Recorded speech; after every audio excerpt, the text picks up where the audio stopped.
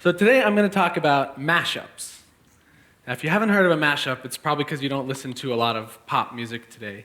In the last decade, it's been spread as a global phenomenon by artists with names like Earworm and Girl Talk. They've tapped into a huge commercial appetite for these mashups, for bootleg recordings and live shows. Now, if you go to a live concert, there's not going to be a band or singers on stage, because a mashup is a creation of a DJ on their laptop. Using software, they cut together audio files from 2 or more songs and either they lay them on top of each other or cut them together in close sequence, and the final track is a composite or a mashup. Now, borrowing like this is nothing new in the pop music world. In fact, it's encouraged.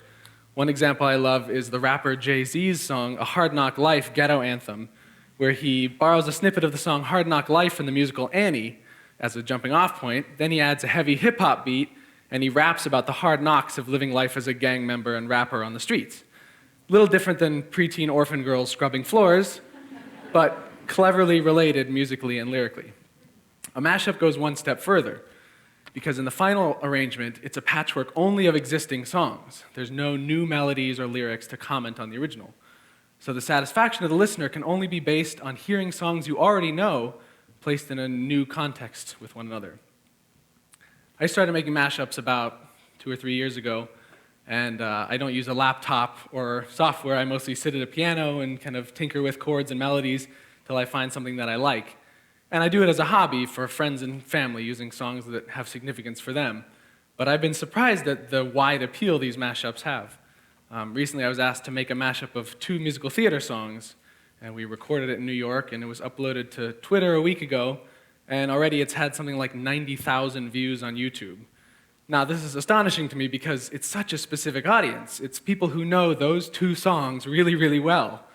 And so it's kind of staggering to me that that many people have watched it. But it also shows there's kind of a wider acceptance than I knew for this genre of mashup. Now, mashup may be a genre, but is it actually a form of creative art? Now, there's an argument to say it's not, to say it's purely derivative of other musicians' copyrighted and protected material. And I will admit that mashups exist in a kind of legal gray area. I think there's an argument to be made for fair use, that I'm adding to the original song, I'm using it as a raw source material for a new piece of art, but ultimately that would be up to the legal process to decide. And in 2016, there really hasn't been, the field's not big enough or lucrative enough to have had any major decisions. But aside from legality, what do we think of it as art? Or is it just a craft? Is it more like assembling a hot rod in your garage out of other car parts? Not that I'm knocking hot rods. I mean, any craft takes skill, creativity, and intelligence. But with music, I imagine when you listen to a song you love, it touches a particular place of wonder in you that only that song can reach. The rhythms, melodies, lyrics are crafted like a key to unlock that emotional response every time you hear it. Now, how can a mashup reach that level of familiarity? It seems like it would always be the Frankenstein cousin, the unnatural creation made of the cannibalized parts of others. Maybe not. I'm going to share some of the ways that I've learned to make what I think is a thoughtful mashup. It is possible, in my mind, to merge distinct songs and styles and come out with something that's musically satisfying as a whole. And even more important, to have something that's compelling because it blends and balances things you wouldn't expect to go together. Now, it also occurs to me that this could have non-musical, an aspect of non-musical elements in your life. For instance, I bet everybody here has had a situation where you've struggled to make sense of diverse elements that don't seem like they should go together. Whether it's living in 2 different places, caught between 2 relationships, difficulty resolving the past and the present. One solution to this anxiety may be to arrange your own kind of mashup, something that preserves the integrity of each experience separately, but creatively finds a way to mold them into the key that unlocks that understanding.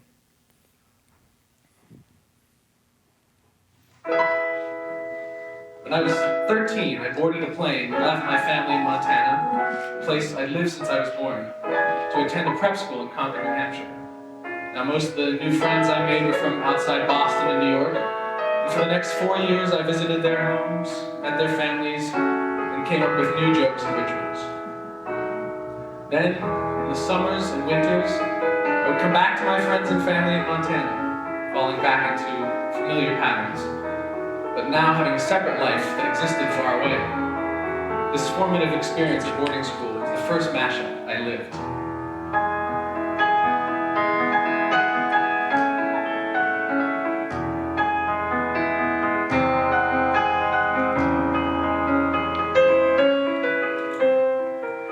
As the years pass and I look back, I see that my experience was richer because I lived in two different worlds instead of one.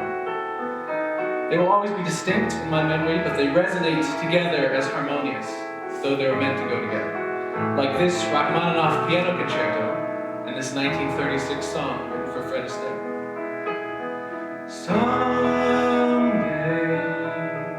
when I'm awfully low, when the world is cold, I will feel a glow just thinking of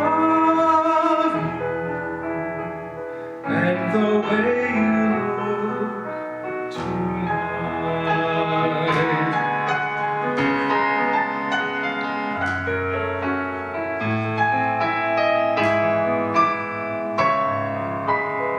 Just the way you look tonight. Now, mashups can be effective when they seem to fall together like that. In fact, that arrangement happened late one night with a jazz singer friend when we were just improvising. But mashups can be just as striking when they take two things that seem very far apart, and it illuminates the gulf between them in a new way. In 2008, I graduated with a degree in music and comparative religion, and spent 5 months in India studying devotional Sikh music. Now, Sikhism is a major religion in the Punjab in the north of India, and central to its devotional practice is a 500-year-old tradition integrating Indian classical music and sacred Sikh texts. So in the second major mashup of my life, I found myself sitting on the floor, barefoot, in India, with a headscarf wrapped around my head in front of a harmonium to learn the basics. My local music teacher there didn't speak very much English, so our lessons were a combination of my basic Punjabi and nods and grunts to communicate non-verbally. I even stopped shaving for 5 months out of respect for the Sikh tradition of not cutting one's hair. So needless to say, it was worlds away from the last piano lesson I had taken, half a world away. As my lessons progressed and I got to know more about the music, I was making notes in the temples I visited. And I began to notice that the musicians in the temples were not singing the classical style I was learning. Their melodies were simpler and easier and didn't adhere to the strict technique. And I began to wonder why this was. Now, part of me didn't expect realistically, to find classical musicians in every temple. That's a little like hearing a cappella Renaissance masses in every church. But nevertheless, there was a divergence between the tradition and the current practice. Well, I finally met an elderly musician, a woman who had been one of the last students of the masters, and she helped me to understand this contradiction. You see, incredibly, for 500 years, the musicians in the Sikh temples came from another faith, Islam, and they passed the music down to their students and their families. When, in 1947, during the partition of India and Pakistan, millions of Muslims had to flee their homes for fear of being massacred into Pakistan, passing the millions of Sikhs who were moving back into India. This left virtually all the Sikh temples in Punjab empty of the musicians that had performed there for centuries, and a generation of Muslim musicians with no livelihood. As I began to understand that what I was hearing on a daily basis in the contemporary Sikh music was a geopolitical mashup that happened when the source of the music was completely removed. So over the last 70 years, a lot of these temples, instead of the classical music, have adopted Bollywood movie theme songs and Indian pop music, because that's what was accessible to them without this tradition that had been passed on. And I began to realize that if this was happening as the result of a major change, many people didn't seem bothered by it. They were happy to continue using this music. They said, well, the classical music was obscure anyway, so this brings more people into the temples.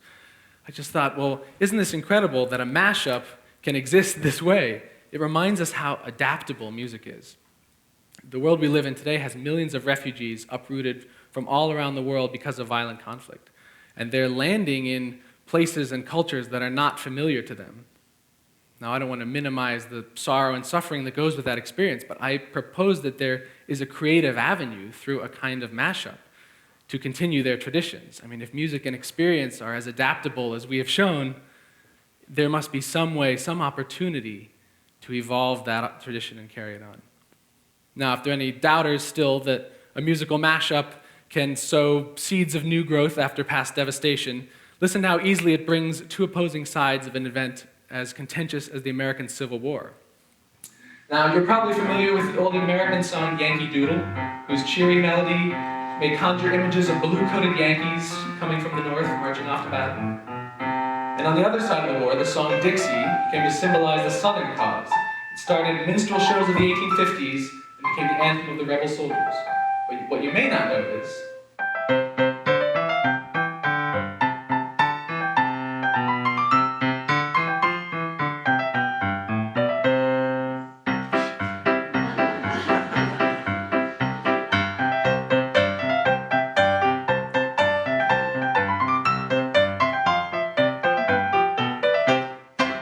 if only that mashup could have ended the Civil War sooner. A key element to a great mashup is the connective tissue. Now, the choice of songs may come from inspiration, but the art of fitting it together requires technique. Picture a woodworker who's trying to make a table out of two beautifully preserved antique pieces of furniture. Now, she wants to cut the original pieces only in the ways that don't deform their original beauty, as little as possible. But the final table has to be structurally sound. It has to have firm joints and finely sanded seams. The only way to get from that to this is through craft, and no one's born knowing how to do it. You apprentice, and you learn, and you watch. Sal a pelear hasta que seas campeón, un gran campeón, eso serás. Golpe a golpe tú ascenderás, pega hasta que seas rey. Diles quién ahora es el nuevo rey, un rey campeón serás. When I moved to New York, I was lucky enough to have one of my first professional connections with a musical arranger named Alex Lacamoire, who's won a Tony Award and a Grammy Award. He's been my mentor for the last 5 years, and he brought me onto a project called Carmen La Cubana, which that is a selection of a song from. It's a combination of the 19th century French opera Carmen and Afro-Cuban dance forms. The arrangements are by Alex Lacamoire and a Cuban arranger named Edgar Vero, and I got to sit in the room and watch as they transform one of the most famous songs in all of French opera, which you may know. Toreador, en garde, toreador, toreador. Into that authentic Cuban salsa number. Toreador, en garde, toreador, toreador. Now, what your ear heard just now is the same thing your eye sees when you see that finished piece by the woodworker. You know it's a table, because it's got all the structural dimensions of a table, but you also know that it's a fusion, because you can see the two original pieces reflected in it. That's the same thing that happens with this mashup. Part of you is hearing the original melody and harmony of the opera Carmen, but the other part of you is hearing the salsa beat that those Cuban dancers are going to move to. When it's done well, good craft is either obvious or invisible.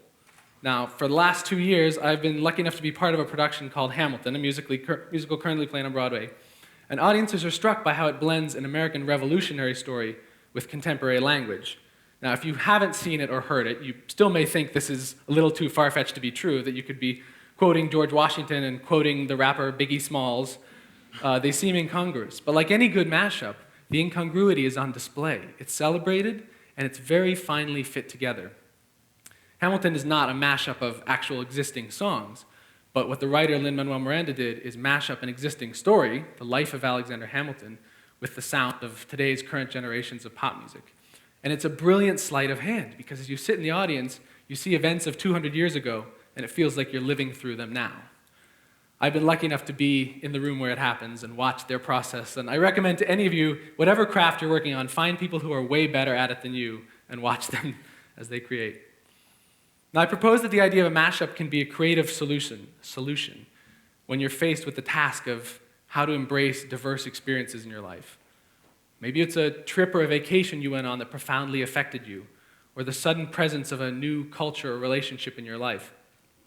Instead of dividing your awareness and putting up a wall to keep those things separate, the model of a mashup is how to creatively investigate the junctures of how they might fall together. Sometimes they may complement each other easily and harmoniously, and sometimes they may work because of their stark differences, like in the examples I've shown here. And there's many other types of mashup as well. I just read about one last month in New York at a theater festival that took the song Tomorrow from the musical Annie and the Beatles song Yesterday. If you do choose to follow this as a model, and of course you're welcome to just listen to mashups and enjoy them, you don't have to act on it, but if you do use this, have patience, because every mashup I've ever made is unique, and it takes time and patience to see it through. Each mashup needs to feel more purposeful than just putting two random songs together, so it takes thought. Personally, when I'm feeling torn, it's this creative process that I turn to kind of give me the most satisfaction. For instance, I love coming back to Montana any chance that I get. And it's not hard to see why. I mean, even the state song says, Montana, Montana, glory of the West, of all the states from coast to coast, you're easily the best. But I know that my creative work on musicals means I'm going to need to be in New York City for the foreseeable future.